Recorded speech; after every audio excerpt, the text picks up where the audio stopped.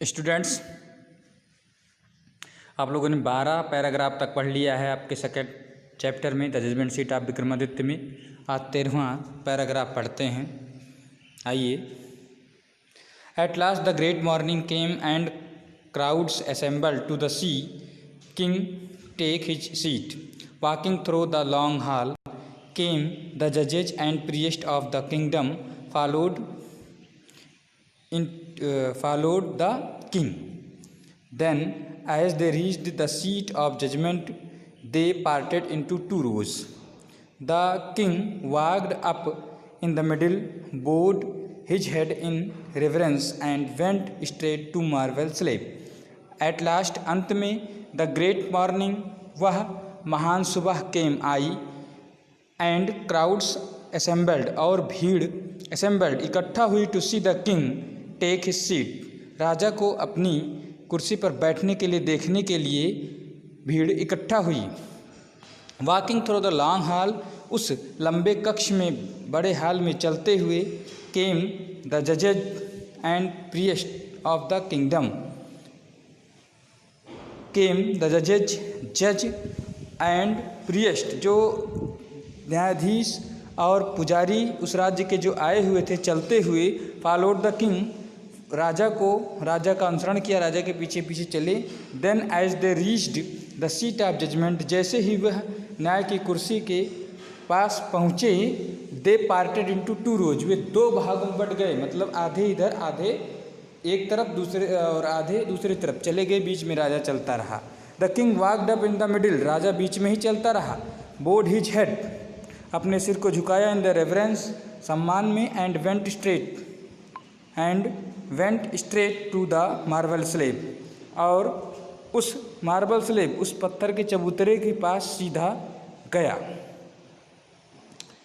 When the king was about to sit on the throne, जब राजा उस सिंहासन पर, उस सीट पर बैठने ही वाला था, one of the angels began to speak, दूतों में से एक ने बोलना शुरू कर दिया। स्टॉप, रुको, इट सेड, इसने कहा, do you think that you are worthy to seat on the judgement seat of Vikramaditya, रुको, इसने कहा, डू यू थिंक, क्या तुम सोचते हो, that you are worthy to seat on the judgement seat of Vikramaditya, क्या तुम विक्रमादित्य की न्याय की कुर्सी पर बैठने के योग्य हो, काबिल हो।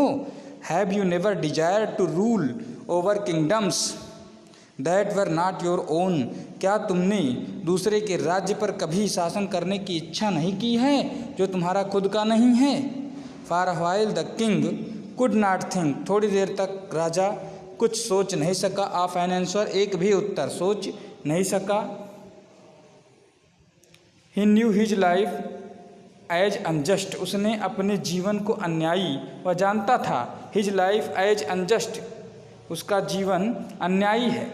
आफ्टर लॉन्ग साइलेंस, थोड़ी देर तक शांत रहने के बाद, काफ़ी देर तक शांत रहने के बाद, ही स्पोक, वह बोला, नो, ही सेड, नहीं, आई एम नॉट वर्दी, नहीं, मैं योग्य नहीं हूँ। Go then and fast and pray for 3 days, तब जाओ और 3 दिन तक प्रार्थना करो और उपवास रखो। सेड द एंजल, उस दूत ने कहा, सो दैट, ताकि you may purify your self and be worthy, ताकि तुम अपने आप को शुद्ध कर सको, एंड बी वर्दी, और योग्य बन सको, to sit on the throne, सिंहासन पर बैठने के योग्य बन सको। With these words it spread its wings and flew away, इन्हीं शब्दों के साथ उसने अपने पंखों को फैलाया और उड़ गया। द किंग प्रिपेयर्ड हिमसेल्फ, राजा ने अपने आप को प्रिपेयर्ड किया, तैयार किया, विथ प्रेयर, प्रार्थना से, एंड विथ फास्टिंग, और उपवास से, व्रत करके, टू कम अगेन, दोबारा आने के लिए, and sit on the judgement seat of Vikramaditya, और विक्रमादित्य की न्याय की कुर्सी पर बैठने के लिए।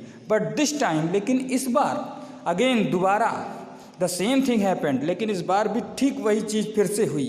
अनदर स्टोन एंजल आस्क्ड, दूसरे पत्थर के दूत ने पूछा, हिम, उससे, दूसरे पत्थर के दूत ने उससे पूछा, if he had never desire to possess the riches of others, क्या उसने कभी दूसरे की संपत्तियों पर अधिकार जताने की इच्छा नहीं की है।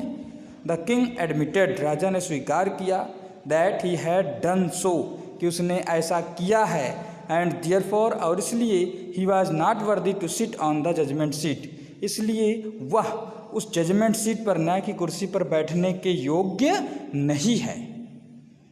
तो ये आपका